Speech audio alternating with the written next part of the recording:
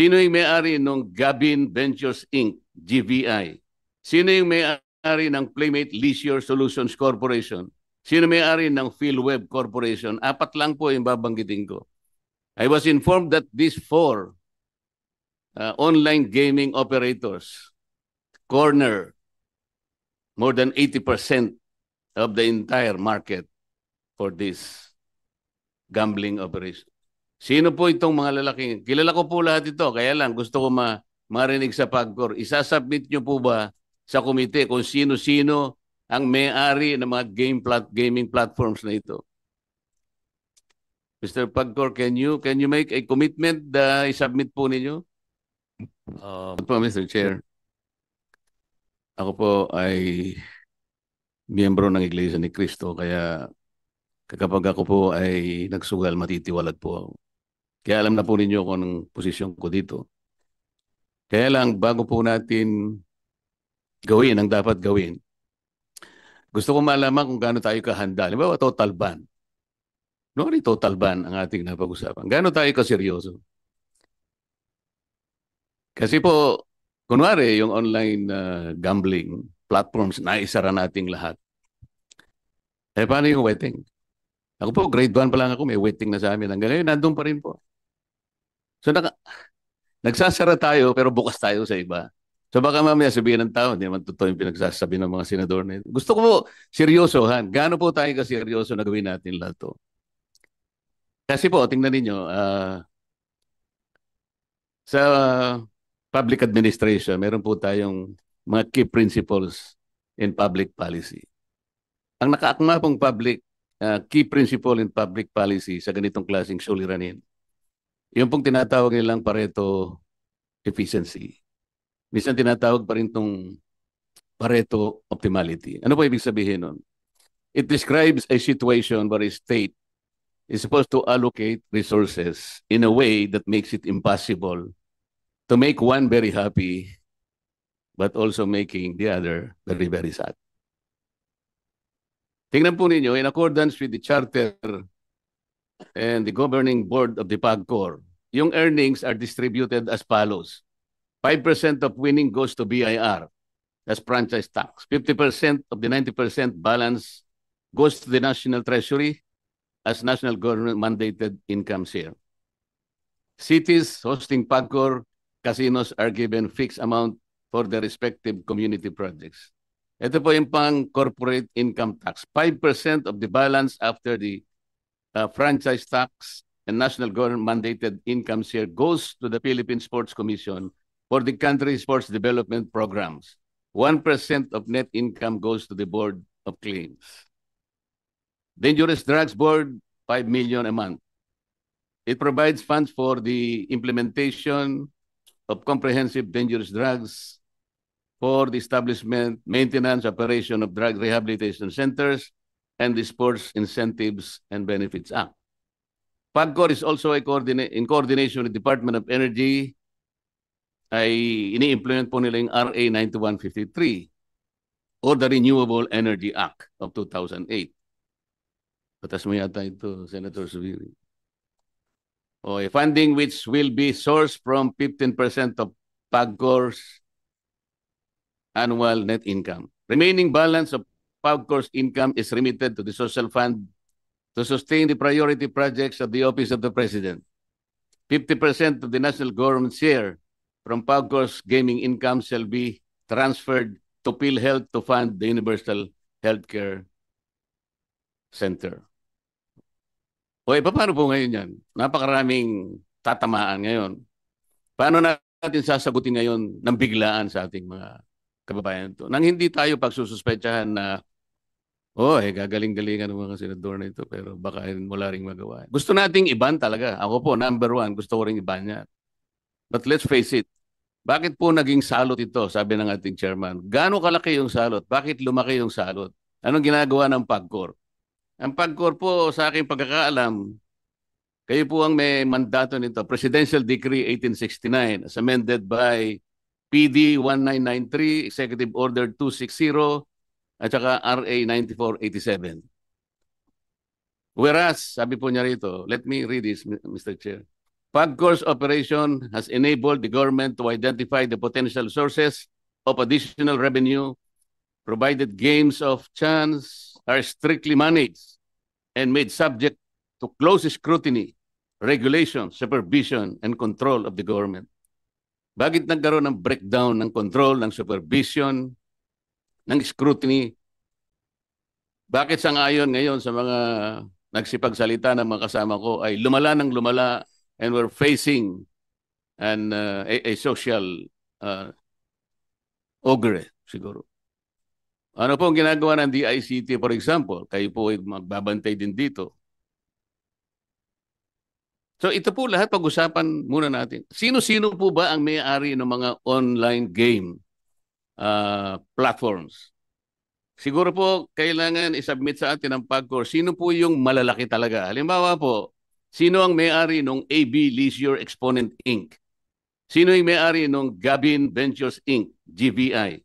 Sino yung may-ari ng Playmate Leisure Solutions Corporation? Sino may-ari ng PhilWeb Corporation? 4 lang po yung babanggitin ko. I was informed that these 4 online gaming operators corner more than 80% of the entire market for this gambling operation. Sino po itong mga lalaking? Kilala ko po lahat ito, kaya lang gusto ko marinig sa PAGCOR. Isasubmit nyo po ba sa komite kung sino-sino ang may-ari ng mga gaming platforms na ito? Mr. PAGCOR, can you make a commitment na isubmit po ninyo? Your Honor, we will submit the list and the beneficial owners of all the companies that not only you have mentioned but lahat na po yung kulang 70 lang po kasi yung may lisensya. Meron pong purely online lang, merong physical casino at meron ding online casino. Opo, Your Honor. Amin pong isusubite ang 2 uri ng pagmamayari na inyong tinatanong. Una po, yung sa land-based casinos, yun po yung tinatawag na mga integrated resorts.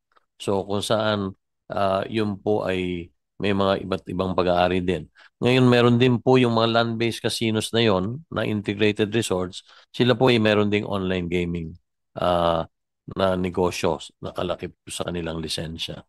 At bukod po doon po sa online gaming companies, isusumiti po namin sa committee yung pong pangalan, una yung pangalan nung may lisensya, pangalan ng lisensya, at pangalawa po ay kung sino po ang mga beneficial owners nito. Kulang 70 po lahat, Your Honor. Isusumiti po namin lahat yon sa committee. Ang siguro po, Mr. Chair, ang kailangan natin para mas maging malinaw, sino yung official owner, sino yung beneficial owner, sino yung gaming system administrator, ano yung mga games.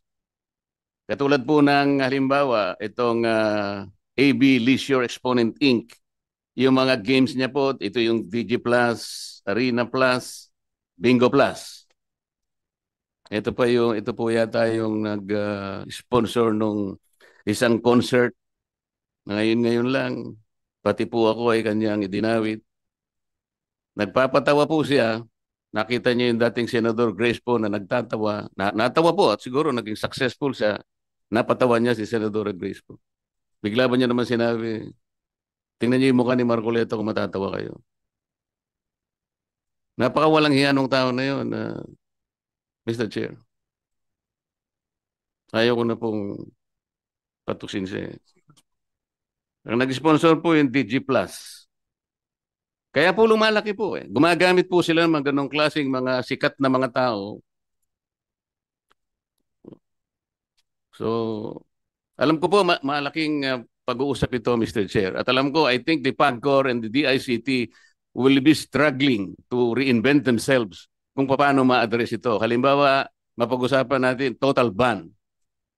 Paano kaya ang gagawin nila?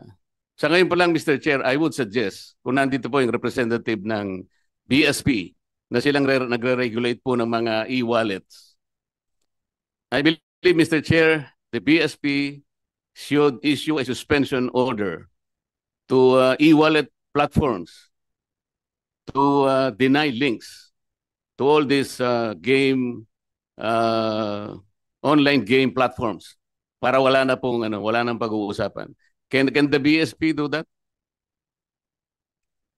Good morning, Mr. Chair, Your Honor. Yes, as the Monetary Board of the Bangko Sentral ng Pilipinas has approved our policy that we direct the BSP supervised institutions to take down and remove all icons and links redirecting to online gambling sites. Sa temporary measure, sir, para po kahit pa paano may magawa na Let tayo. me interrupt Senator Marcoleta. Let us allow the agencies to present their opening statement first before taking any questions kasi hindi po tayo matatapos pag magiging question and answer. We'll just give you the opportunity, Senator Marcoleta, to ask to deliver your opening statement. We can come back and we will be allowing every senators here to ask questions later para lahat po ng resource persons natin ma-accommodate po natin. Thank you, Senator Marcoleta.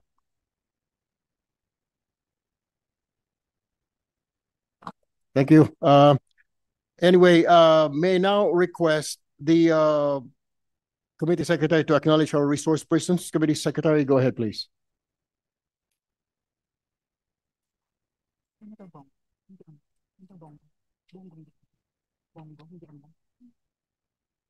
Mr. Chair, I believe Senator Bongo is online. He is online, but he just informed us that he will just give his opening statements later. I'm sorry, Mr. Thank you very much. Thank you. Okay. For the record, the committees would like to acknowledge the presence of the following resource persons. From Philippine Amusement and Gaming Corporation, we have the Chairman and Executive Officer, Mr. Alejandro Tenco, together with Attorney Jessa Maris Fernandez, Attorney Jason Alba, and Attorney Jeremy Luglog. The Department of Finance is represented by Undersecretary Carlo Fermin Adriano. And from the BIR, we have Attorney Albert John Neil Tibayan. From the National Tax Research Center, we have Mr. Donaldo Embu. We have Secretary of the Department of Information and Communications Technology, Secretary Henry Aguda. And from the Cybercrime Investigation and Coordinating Center, we have the Assistant Secretary, Aboy Paraiso. From the National Telecommunications, we have the Commissioner, Ella Blanca B. Lopez. The Bangko Sentral ng Pilipinas is represented by Attorney Ruel M. Bumatay, Director of Financial System Integrity Department.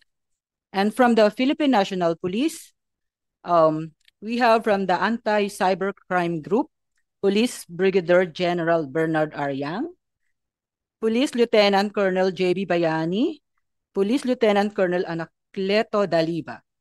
From the Directorate for Investigation and the Detective Management, we have Police Lieutenant Cleo Nobleza. From the Criminal Investigation and Detection Group of PNP, we have Police Lieutenant Colonel Gerald G. Prieto. From the National Bureau of National Bureau of Investigation, we have Assistant Regional Director Ferdinand Lavin. From the Securities and Exchange Commission, we have Attorney Andrew Montesa, Attorney Abigail Shikina Vitria. And we also have the Chairperson of Bridges of Hope, Mr. John T. And we have the relatives of the 26-year-old victim from Bukidnon. We have the mother, Mrs. Arsenia Concha, the cousin, Mr. Antonio B. Concha, together with the Mayor Jimboy Ang Rabanes of Kibawi, Bukidnon. Okay. And from Bangko Sentral ng Pilipinas, we have the Deputy Governor, Mr. Mamerto E. Tangonan. Good morning. That's all, Mr. Chair. Thank you. Thank you, Madam Committee Secretary. Since this is an inquiry of in aid of legislation, we're bound by the rules and procedures governing inquiries in aid of legislation. In accordance with these rules, may I also request the Committee Secretary to administer the oath to all our resource persons. May I request all the resource persons to please stand up, raise your right hand.